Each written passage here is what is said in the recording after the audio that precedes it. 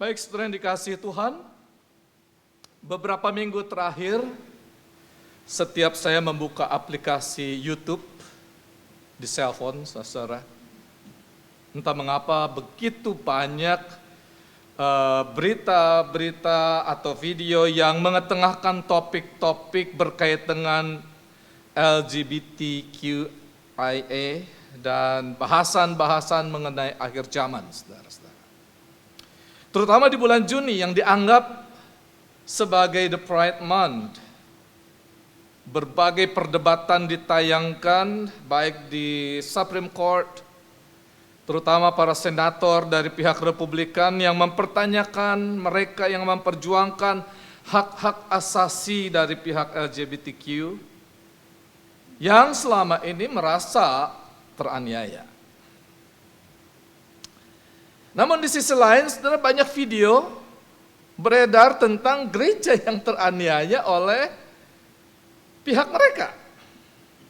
Beberapa pengkhotbah jalanan mendapatkan perlakuan yang kasar, diludahi, dipukul, dan Alkitab diinjak-injak. Mungkin saudara juga melihat itu ya. Banyak video-video berisi khotbah-khotbah yang menegaskan pandangan gereja tentang persoalan ini, termasuk pengkhotbah terkenal John MacArthur yang sangat keras terhadap kelompok ini. Belum lagi khotbah yang berupaya membawa kembali simbol pelangi yang makna sesungguhnya adalah janji Allah kepada manusia saat Nuh dan keluarganya mempersembahkan korban ketika mereka keluar dari bahtera dan memberikan korban persembahan. Namun kini pelangi dengan warna-warni yang indah itu diambil alih oleh mereka. Kadang-kadang saudara, saya terpikir begini, wah boleh juga nih FIBC menegaskan kembali simbol pelangi sebagai janji Tuhan kepada kita sekalian. Saya membayangkan saudara, kaos retreat FIBC dengan logo keluarga yang utuh dilingkupi dengan pelangi. Jadi retreat FIBC plus pelangi, saudara. Ya itu bayangan saya, saudara. Terserah nanti siapa yang rancang nanti Fang ya, rancang kaos. Saudara, jadi banyak video yang mengulas soal pandangan Alkitabiah terkait dengan LGBTQ ini. Namun di sisi lain, saudara, juga banyak video yang memperlihatkan gereja-gereja yang gencar untuk memperlihatkan penerimaan cara pandang mereka, termasuk saudara-saudara yang saya baca, United Methodist Church yang sangat terbuka terhadap kelompok ini, bahkan melakukan pemberkatan nikah untuk same-sex marriage.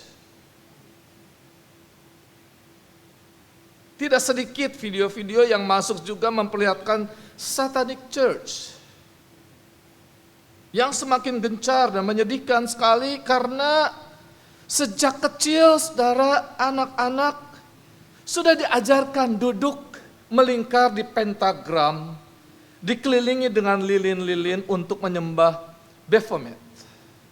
Wow, saudara. Dan bersamaan dengan itu banyak khotbah-khotbah juga menyadarkan kita bahwa sesungguhnya peperangan rohani semakin nyata. Kondisi gereja-gereja di Amerika semakin mengkhawatirkan. Nabi-nabi palsu dan serigala-serigala palsu, serigala-serigala berbulu domba menyusup dalam tubuh gereja. Moralitas generasi muda mengalami kemerosotan yang signifikan. Tidak sedikit anak-anak middle school, saudara-saudara, melakukan hubungan seks, entah sesama jenis maupun lawan jenis. Belum lagi penggalan-penggalan video singkat yang memperlihatkan pesta drug di beberapa state dan berperilaku seperti zombie. Mungkin saudara juga sudah mendapatkan video-video seperti ini.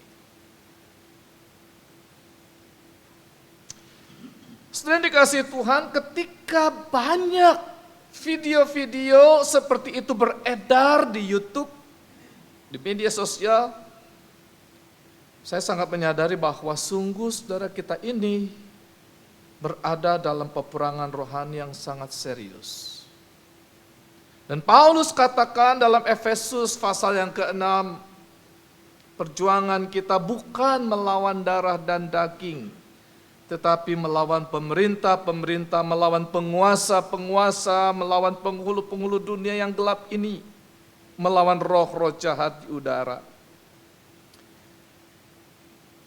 Saudara, saya tidak perlu menyebutkan contohnya, karena tentu saudara banyak menemukannya di media-media massa. Keadaan seperti ini, saudara, semakin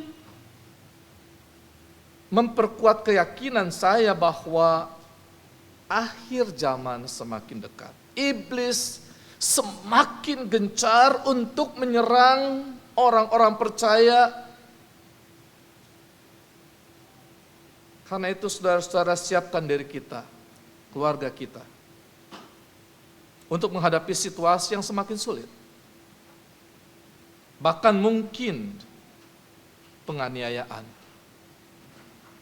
Karena itu saudara, saya bersyukur untuk kegiatan beberapa tahun terakhir ini di FABC yang memperlihatkan ketekunan saudara dalam membangun iman. Sekalipun kita tahu bahwa kondisi jemaat kita tidak seperti beberapa tahun sebelumnya, sangat berkurang jauh. Namun, saudara-saudara, jangan tawar hati.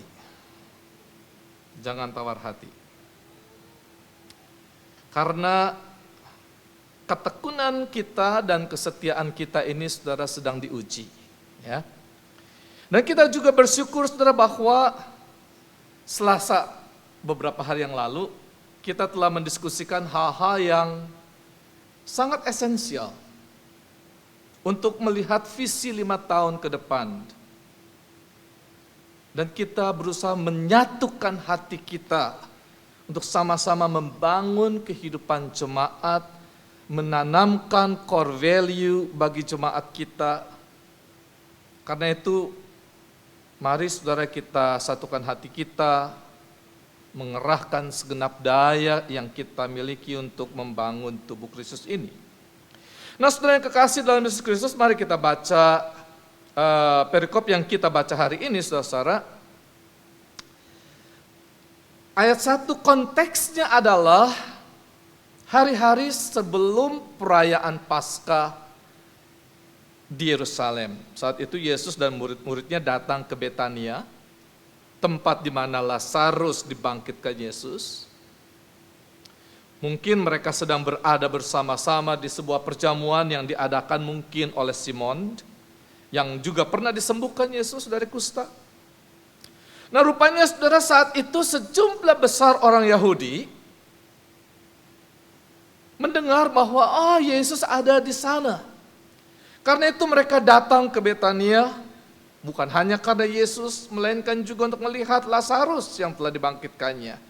Saudara, saya dapat membayangkan peristiwa Lazarus yang dibangkitkan beberapa bulan sebelumnya, yang telah menggemparkan masyarakat di kota-kota lain, bukan hanya Betania, tapi juga kota-kota lain termasuk Yerusalem. Kenapa saudara-saudara, betapa tidak, Lazarus ini sudah 4 hari. 4 hari dalam kubur. Jadi sudah dipastikan bahwa memang ia mati. Bukan mati suri. Jadi banyak orang ingin melihat orang yang sudah 4 hari dalam kubur bangkit. Seperti apa sih? Seperti apa sih orang yang bernama Lazarus ini? Yang mendapatkan anugerah luar biasa, kesempatan kedua untuk hidup di dunia ini. Yang menurut tradisi, saudara, dia masih menjalani kehidupan 30 tahun lagi Dan sebagian besar hidup Lazarus dipakai untuk menjadi penginjil di Pulau Siprus. Ya, masih ingat kisah ini. Nah, saudara, Yohanes 12 ayat 9 sampai 11, saudara, gema dari peristiwa kebangkitan Lazarus ini masih dirasakan. Apalagi sekarang Yesus datang lagi ke Betania. Tentu banyak orang Yahudi mau melihat dia. Dan ini menimbulkan respon yang sangat keras dari pihak para imam-imam kepala karena dua alasan utama, saudara. Dicatat oleh Yohanes, pertama, karena banyak orang Yahudi yang meninggalkan mereka. Ya, dikatakan di sana, saudara, di ayat yang ke-11, because of account of him, many of the Jews were going away and believing in Jesus. Banyak orang Yahudi yang meninggalkan mereka. Ini lebih bersifat politis, ekonomis. Imam-imam kepala merasa terancam posisi dan pengaruhnya karena kehadiran Yesus.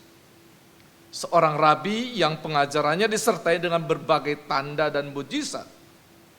Dan tentu ini dilihat sebagai ancaman bagi mereka yang bekerja di Bait Allah. Yang khawatir jika semakin banyak orang-orang Yahudi yang meninggalkan mereka, maka sedikit banyak akan mempengaruhi pula pada pemasukan mereka. Yang kedua, saudara, karena banyak orang Yahudi yang percaya kepada Yesus. Ini lebih bersifat teologis. Ini berpengaruh kepada otoritas para imam-imam kepala yang berwenang menentukan standar ajaran. Di sini Yesus dipandang sebagai seorang yang memberikan ajaran yang baru. Kalau tidak bisa dikatakan heresi. Dan membawa orang-orang percaya kepadanya. Saudara yang dikasihi Tuhan, tentu saja iblis tidak suka, bukan? Dan ia membangkitkan perasaan iri hati dan sikap bermusuhan dari diri imam-imam kepala. Karena itu mereka bermufakat membunuh Lazarus juga. Jadi saudara, kepada Yesus, Dewan Sanhedrin telah menjatuhkan fatwa mati kepada Yesus. Ini fatwa mati dari Sanhedrin, saudara. Nah sekarang fatwa mati dikeluarkan oleh imam-imam kepala kepada Lazarus. Itu sebabnya Lazarus menyingkir ke Siprus, saudara. Namun di sanalah dia dipakai Tuhan untuk menjadi saksi Kristus. Nah, setelah dikasih Tuhan, sekarang kita beranjak pada perikop yang kita baca hari ini. Ya, ini peristiwa yang lebih menggemparkan lagi bagi penduduk Yerusalem. Jadi Yesus yang saat itu bermalam di Betania, mungkin di rumah Lazarus, keesokan harinya naik ke Yerusalem. Dan pada saat itu Yerusalem sedang dipenuhi dengan para peziarah yang datang dari berbagai penjuru daerah untuk merayakan Paskah. Perayaan terbesar bagi orang Yahudi yang mengingatkan mereka, saudara-saudara, semua ketika saat keluar dari tanah perbudakan di Mesir. Jadi ini saudara peristiwa yang luar biasa. Passover itu selalu dirayakan setiap tahun, ini perayaan yang terbesar, saudara. Ketika umat Israel keluar dari tanah perbudakan di Mesir, menyeberangi Laut Merah dan melewati perjalanan selama 40 tahun di padang gurun Sinai.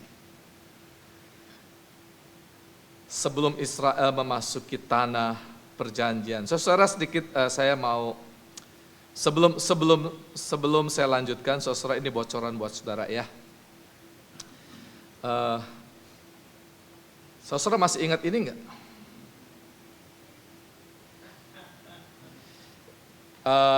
Ini 4 tahun lalu di Palacios, saudara, outdoor activity. Waktu itu kita kasih kasih nama apa saudara?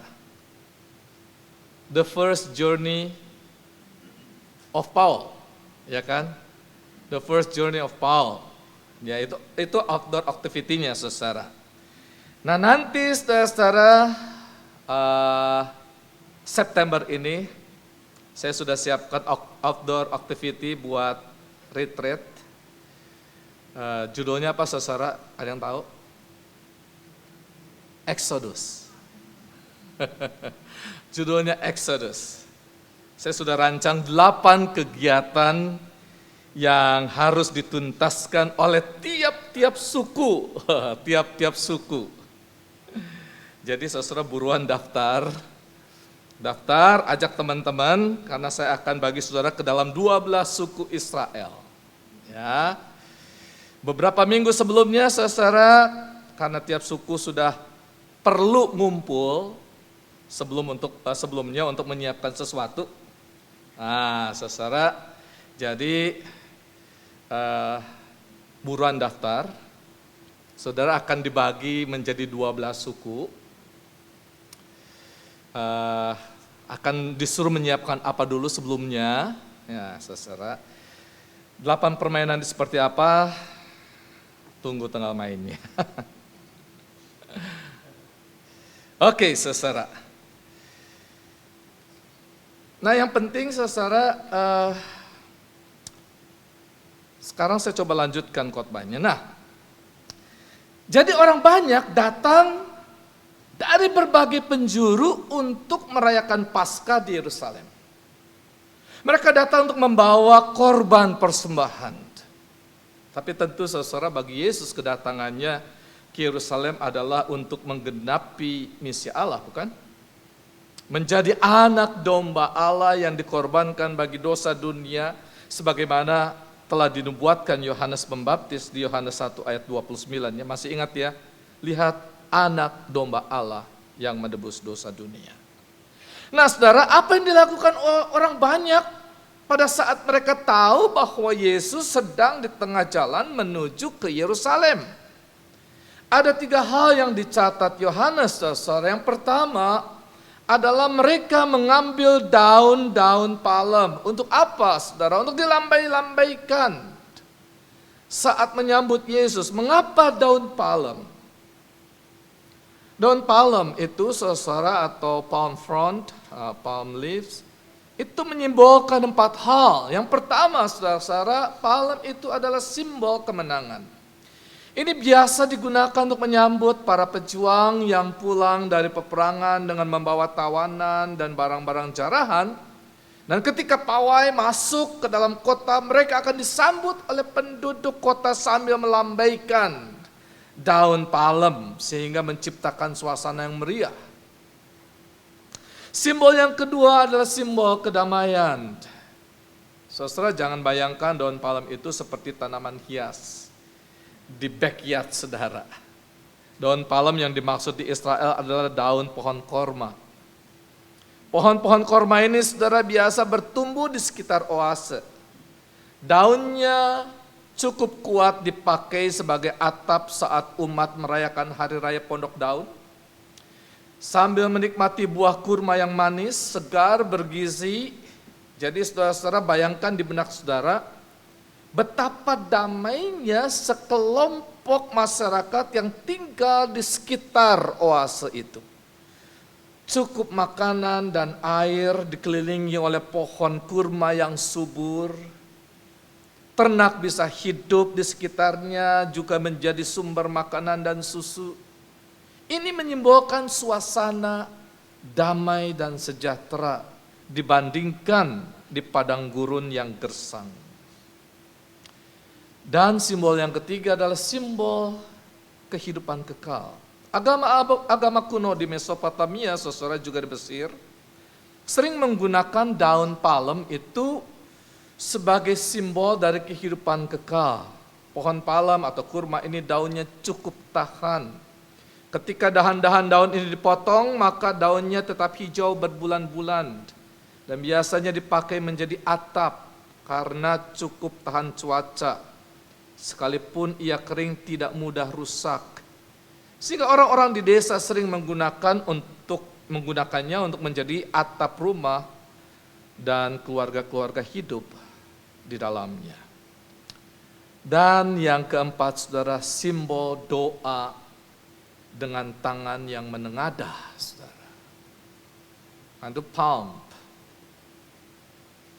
Itu sebabnya telapak tangan kita disebut sebagai palm hand. Karena menyerupai daun palm.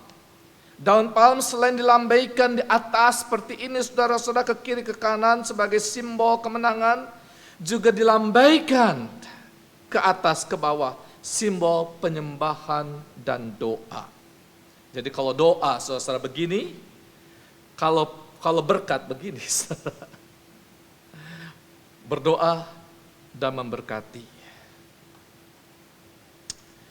Saudara, ketika daun palem ini dipakai saat menyambut Yesus Kristus yang datang ke Yerusalem, ini adalah bahasa simbol yang menyatakan bahwa kedatangan Yesus sebagai Mesias yang membawa kemenangan yang kelak dinyatakannya di atas salib untuk menebus dosa manusia, dikuburkan dan bangkit mengalahkan kuasa maut.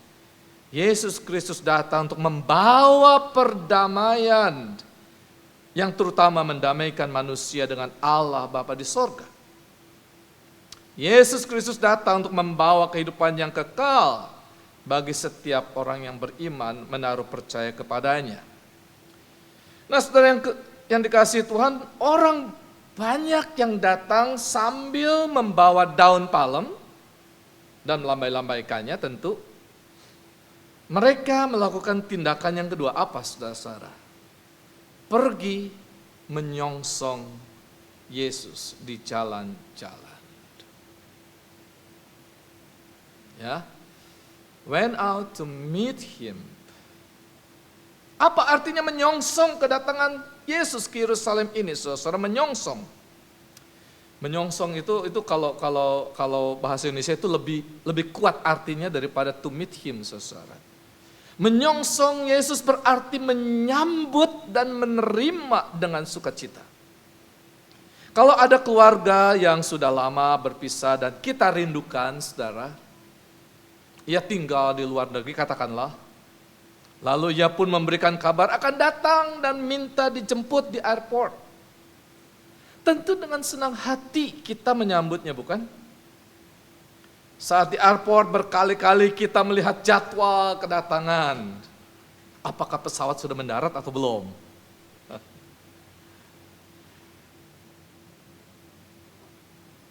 Tentu kita memanggil namanya ketika dia sudah keluar dan memeluknya, bukan? Mengapa begitu, saudara? Karena kita mengasihi dan sangat merindukan kedatangannya. Orang-orang di Yerusalem sangat merindukan datangnya seorang Mesias.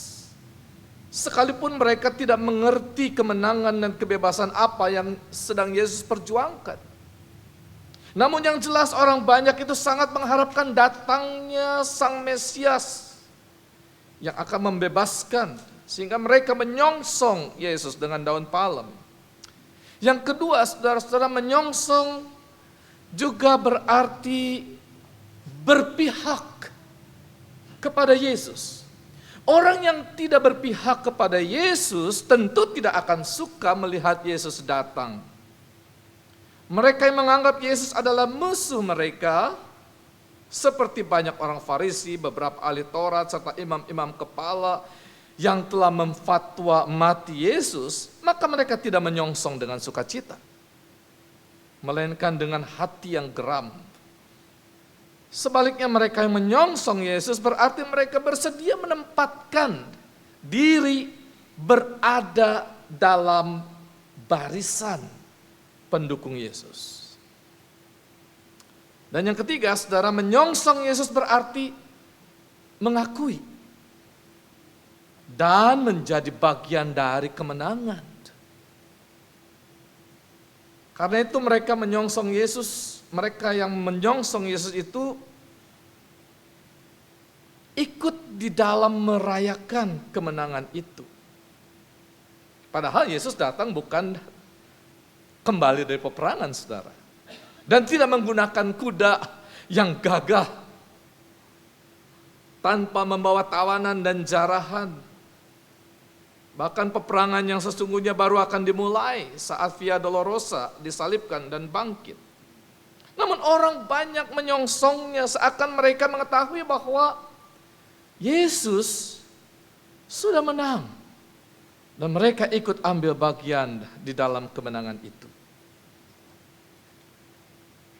Lantas apa yang dilakukan orang banyak itu, saudara-saudara, dalam menyongsong kedatangan Yesus? Inilah tindakan ketiga yang mereka lakukan, yakni berseru-seru, Hosana, diberkatilah dia yang datang dalam nama Tuhan, Raja Israel. Apa arti kata Hosana? Hosana, saudara-saudara, berasal dari istilah Ibrani yang ditemukan dalam Mazmur 118.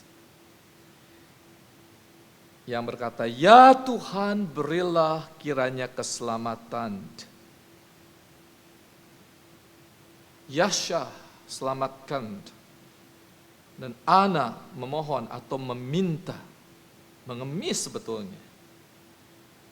Jadi kalau digabungkan, saudara, itu menjadi Hosana.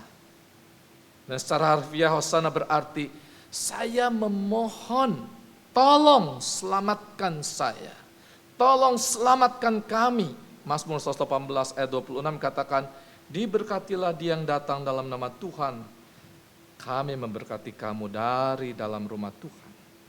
Nah, saudara, seruan ini merupakan suatu doa dan pengharapan mesianis kepada Yesus.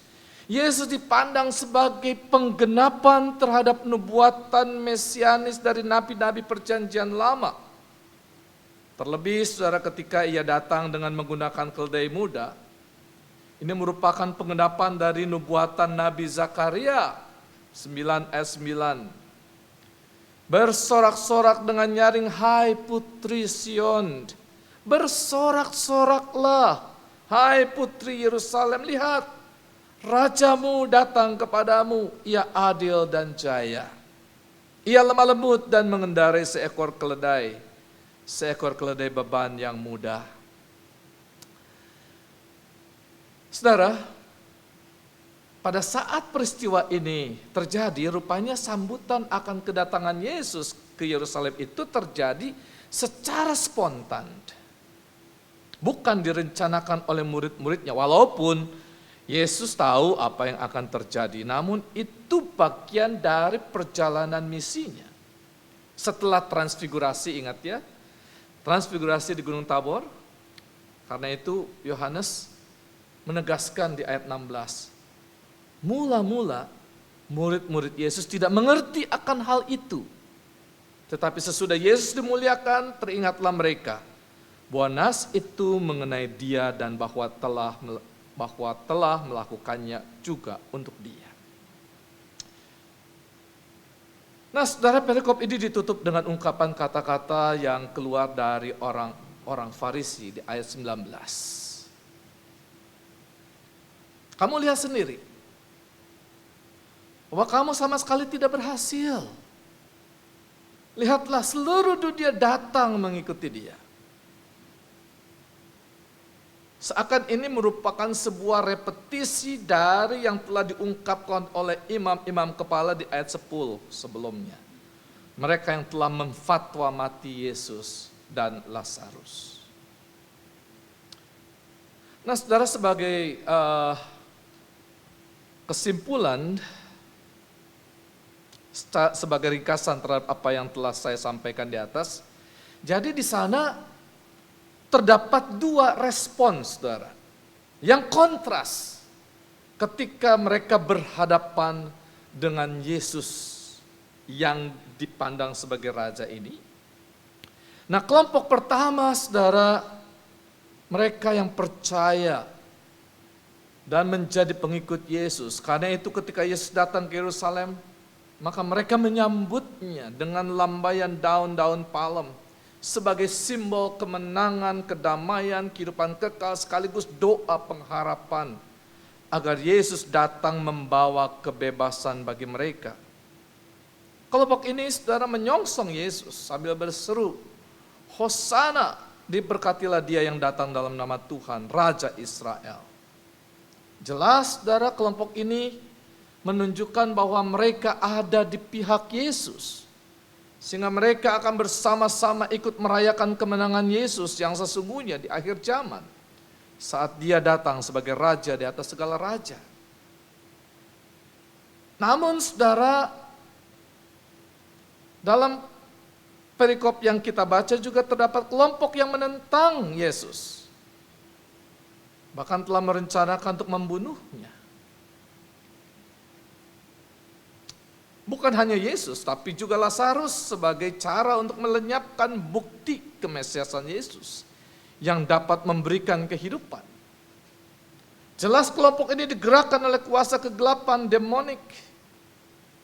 Sekalipun mereka ikut mendengarkan pengajaran Yesus, namun telinga mereka telah dibuat tuli, sehingga menutup diri untuk menerima kebenaran. Sekalipun mata mereka telah melihat berbagai tanda dan mujizat yang dilakukan Tuhan Yesus, namun mata hati mereka telah dibutakan untuk melihat keilahian Yesus. Kelompok ini telah dibutakan oleh ilah-ilah dunia, kekayaan, kekuasaan.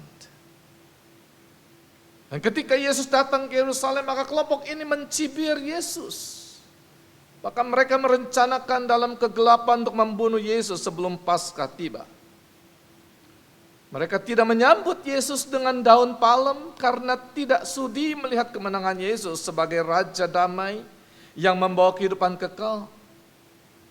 Sejak awal Injil Yohanes telah menegaskan, Yohanes 1 ayat 10-11, Ia telah ada di dalam dunia dan dunia dijadikan olehnya, tetapi dunia tidak mengenalnya. Ia datang kepada milik kepunyaannya, tetapi orang-orang kepunyaannya itu tidak menerimanya. Jadi ketika Injil Yohanes itu ditulis, sudah diawali dengan kesimpulan dulu. Setelah dikasih Tuhan, pertanyaannya bagi kita untuk direnungkan dengan serius, saudara. Di manakah posisi kita saat ini? Di manakah saudara berpihak? Saudara-saudara duduk di dalam gereja bukan berarti saudara sudah berpihak kepada Yesus. Karena baik orang-orang Yahudi yang percaya dan mengikut Yesus maupun orang-orang Farisi, ahli-ahli Taurat dan imam kepala juga berada di tempat yang sama. Namun mereka datang untuk menentang Yesus, bahkan berencana untuk membunuhnya. Jika saudara katakan, Tuhan, aku berjanji di hadapan-Mu saat ini, aku percaya dan mau menjadi pengikut setiamu, sudahkah saudara dengan sepenuh hati membuka your palm hand to meet Jesus? Dan berseru, Hosana, diberkatilah dia yang datang dalam nama Tuhan, Raja Israel. Ketika saudara berada di pihak Yesus, maka saudara harus mengakui sepenuhnya otoritas dia dalam hidup saudara. Dialah Raja di atas segala raja. Dialah Raja damai, satu-satunya yang dapat memberikan kehidupan yang kekal. Apakah saudara percaya, yakin sepenuhnya? Saudara dikasihi Tuhan, jika saudara berada di pihak Yesus, bersediakah saudara menjadi saksi-saksinya? Di awal khotbah, saudara, saya sudah menceritakan bahwa keadaan dunia semakin parah. Dan apa yang telah dinubuatkan Rasul Paulus baik di surat kedua kepada jemaat di Tesalonika mengenai kedurhakaan sebelum kedatangan Tuhan, belakangan ini saudara semakin nyata. Berbagai penyesatan dan pembusukan dalam kehidupan moral dan budaya semakin gencar dilakukan oleh para pengikut iblis. Bahkan dengan terang-terangan sudah ada gereja setan dan sebagainya. Nah, apa yang diingatkan kepada Timotius dalam suratnya yang kedua, pasal 3 mengenai keadaan manusia pada akhir zaman, belakangan ini semakin jelas wujudnya. Karena itu saudara jangan lengah. Kita sedang berada dalam peperangan rohani yang sangat serius dan brutal, saudara. Kenakanlah seluruh perlengkapan senjata rohani, supaya kita dapat melawan tipu muslihat iblis dan tetap berdiri tegak setelah kita menyelesaikan segala perjuangan ini. Saudara, saya mau menutup khotbah ini dengan menceritakan kisah di balik lagu I Have Decided to Follow Jesus. Lagu Mengikut Yesus Keputusanku itu adalah terjemahan dari judul aslinya I Have Decided to Follow Jesus. Lagu ini sebenarnya berasal dari India dan liriknya terinspirasi dari kata-kata terakhir Nokseng, saudara. Seorang pria dari suku Garo di Assam sekitar 150 tahun yang lalu. Lagu ini mempunyai dampak yang luar biasa. Pada waktu itu, saudara, di sebuah desa kecil ada satu keluarga yang memutuskan untuk mengikut Tuhan Yesus dan menjadikannya Tuhan atas hidup mereka. Kejadian itu membuat seisi desa begitu marah oleh karena desa itu memiliki kepercayaan dan dewa mereka sendiri. Dan pada suatu hari orang desa berkumpul di depan rumah keluarga ini dan memaksa Nokseng dan keluarga keluar dari rumahnya. Orang-orang di desa akhirnya menyeret Nokseng dan seluruh anggota keluarga ini ke tengah-tengah desa. Dan sang kepala desa itu, kepala suku mungkin, mengatakan kepada Nokseng, jika kamu dan keluargamu tidak meninggalkan kepercayaan kalian, kalian semua akan mati. Nokseng tidak tahu harus mengatakan apa. Yang terlintas di kepalanya hanyalah sebuah kalimat yang dia ciptakan ketika ia pertama kali menyerahkan diri kepada Tuhan Yesus. Dia hanya mengatakan, I have decided to follow Jesus, not turning back. Dengan sekejap kedua anak dari Nokseng ini langsung dibunuh, saudara. Sang kepala desa lalu memberikan sebuah kesempatan lagi, kali ini dengan nyawa istrinya yang dipertaruhkan. Jika kamu masih menolak dan untuk meninggalkan kepercayaanmu ini, istrimu akan dibunuh. Dia hanya mengatakan, though none go with me, I still follow Jesus, no turning back. Dengan sekejap saudara, istrinya pun dibunuh. Sang kepala desa lalu memberikan kesempatan terakhir kepada Nokseng dengan nyawanya sendiri dipertaruhkan. Kalau kamu masih tetap menolak untuk meninggalkan kepercayaanmu, kamu akan kami bunuh. Nokseng hanya bisa mengatakan, the cross before me, the world behind me, not turning back. Dia mati, saudara. Tanpa ampun kepala desa itu menusukkan sebilah pisau pada perutnya. Nokseng sampai pada akhir tewas di tempat. Meskipun pada hari itu satu-satunya keluarga yang percaya Yesus dibunuh, sesudah yang menakjubkan terjadi, saudara, sebuah benih tertanam pada hati sang kepala desa.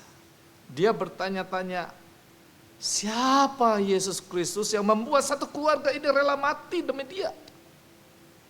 Akhirnya pada suatu hari seseorang sang kepala desa ini memanggil seluruh orang-orang desa untuk berkumpul di tengah-tengah desa. Tempat di mana keluarga itu semua dibunuh, lalu ia mendeklarasikan kepada orang-orang bahwa dia telah meninggalkan kepercayaan lamanya dan kini dirinya menjadi pengikut Yesus Kristus. Dan sejak saat itu kekristenan mulai tersebar. Bukan hanya di desa itu, melainkan juga di daerah-daerah lain di sekitar desa itu. Saudara, I have decided menjadi sebuah hymns yang sangat luar biasa karena ini menceritakan tentang terjadinya sebuah keselamatan besar di Assam, di tengah suku Garo. Saudara, saya mau ajak saudara menyanyikan lagu ini, saudara, sambil kita membayangkan bahwa kita ini saat ini butuh betul-betul keyakinan iman. Di akhir zaman yang semakin keras, brutal, kita harus punya iman yang teguh ketika kita percaya menjadi pengikut Yesus. Saudara, mari kita nyanyikan lagu ini. Saya undang saudara untuk berdiri. I have decided to follow Jesus. I have decided to follow Jesus. I have decided to follow Jesus. No turning back, no turning back. Though none go with me, I still will follow. Though none go with me, I still will follow. Though none go with me, I still will follow. No turning back, no turning back. My cross I carry till I see Jesus. My cross I carry, I'll see Jesus. Our cross I'll carry till I see Jesus. No turning back, no turning back. The world behind me, the world behind me, the cross before me. The world behind me, the cross before me.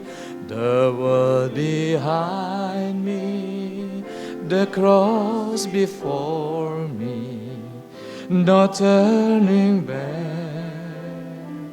no turning back, no turning back, no turning back. Let us pray.